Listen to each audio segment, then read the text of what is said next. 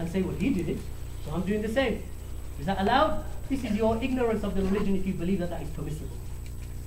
Abdullah ibn Zubayr and Hajjaj ibn Yusuf, no. Abdullah ibn Zubayr was given the bay'ah. He was given the bay'ah in Mecca. And Ahlul Yemen were with him. And Ahlul Iraq were with him. And this was not khuruj. And no one in history has called it khuruj. No one from the fuqaha and Ahlul Ilm. With regard to Hajjaj ibn Yusuf, I mentioned Hajjaj ibn Yusuf already. Muhammad bin Abdul Wahhab. La ilaha illallah. Muhammad bin Abdul Wahhab and the Ottoman Empire. Ignorance after ignorance. 4 statements of ignorance. Muhammad bin Abdul Wahhab, rahimahullah ta'ala, born in the year 1115 after the Hijrah. Alright? This great Imam, which is around about the 17th or 18th century, beginning of the 1700 and something, 1705 or 1706, something like that. This great Imam, ya ikhwan, was born in a place called Al-Uyayna in the Najd. The Najd, according to Ottoman records, the Najd, according to European records, the Najd, according to Arab historians, was never under the control of the Ottomans. The closest they got to the closest they ever got into the Najd was in Al-Ahsa, 2 centuries, and that was not even, and that's on the outskirts of the Najd, 2 centuries before the birth of Muhammad bin Abdul Wahhab. And then within 40 years that they exited. Najd, they had no concern with Najd. So when Muhammad bin Abdul Wahhab, rahimahullah ta'ala, the great Mujaddid and the Imam, that when he spread his dawah alongside the great Imam, Muhammad ibn Saud, rahimahullah ta'ala, and they spread their dawah from, when he moved from Uyayna to Dir'iyah, which is on the outskirts of modern day Riyadh, and they made a pact that they would establish Tawheed in this land, in the land of Najd. There was no Ottomans there. They established Tawheed in that land, and then after the death of Shaykh al-Islam Muhammad bin Abdul Wahhab, after the death of the Imam and Shaykh al-Islam likewise, Muhammad bin Saud, Mujaddid, that when those A'immah they died, then it was handed over, the rulership was handed over to the next generation. Then the Ottomans invaded the Najd. So who invaded who? Ottomans invaded the Najd. And they carried out killing, murdering and slaughtering of those who they called the Muwahhideen, the people of Tawheed. Killed them. They killed the grandsons of Muhammad bin Abdul Wahhab, exiled some of them into Egypt. They took the ruler of the time, Abdul Aziz bin Muhammad bin Saud, and they took him to Egypt and then to Turkey, and they beheaded him and they put his head upon a stick for the people of Istanbul to see what we do with those who oppose our empire. So the Najd was not in the Ottoman control. The Ottomans invaded it after the first Saudi state was established. And if you say, well, that's a kingship, that was the Ottomans. That was kingship also. And Shaykh al-Islam Ibn Taymiyyah 5 centuries later, 5 centuries earlier had already mentioned that, or 4 centuries earlier had already mentioned that if there's a location where there's a ruler, then the people of that land give him the bay'ah. And if there's another location a distance away, then the people of that land give him the bay'ah. So that was taking place anyway.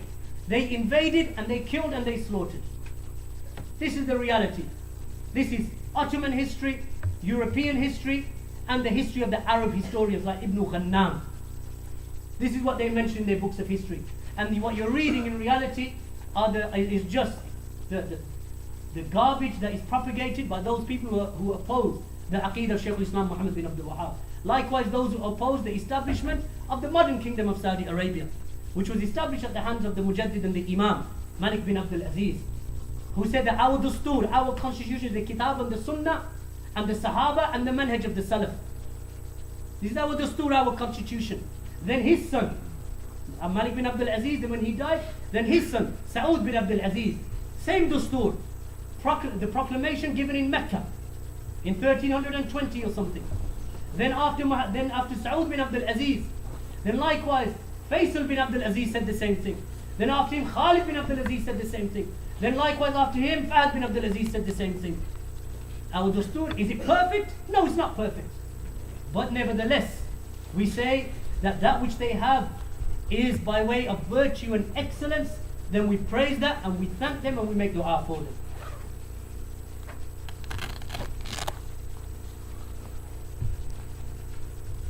Calling to singing of worship isn't legislated hukm worship. I really, sometimes I can't read some of this English. Calling to singing. Singing is singing. In da'wah is not permitted. Singing, whether you call it nasheed, whether you call it singing, whether you call it rap, whether you call it hip hop, whether you call it reggae, whether you call it classical, whatever you want to call it, pop, it's not permissible to make da'wah by singing, nor to make islah by singing. It's not legislated.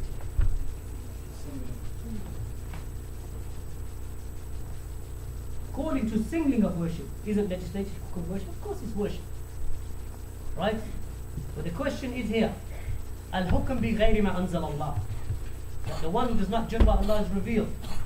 Then what's the origin with that? The origin with that is fisq. And kufr dun kufr. That's the origin. Can someone who judges by other than Allah has revealed, can he at some stage become a kafir? The answer is yes. But who's the one who judges? Who is the one who judges? And after what? What are the conditions? What are the shurut? What are the muwani? What are the preventative factors of takfir, of declaring someone to be a kafir? What are the barriers? What is the knowledge that he must possess before a person can say some of this kind of stuff? So no doubt we say, yes, al-hukm is ibadah. No doubt.